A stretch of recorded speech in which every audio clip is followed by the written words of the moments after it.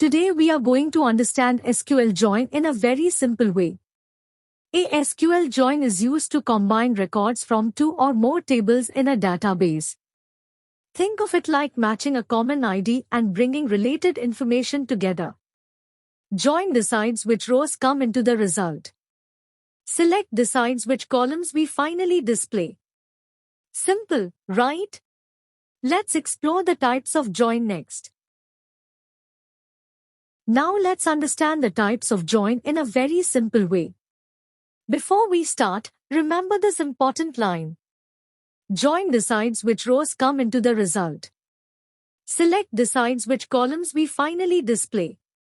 So join controls the rows, not the columns. Now let's quickly understand each type. Inner join. Think of it as only the common friends. It shows only the matching data present in both tables. Left join. Left stays loyal. This means all records from the left table will appear, and only the matching records from the right table will be added. Right join. Right remains right there. All records from the right table will appear, along with matching records from the left table. Full join. No one gets left out. It shows all records from both tables, whether they match or not.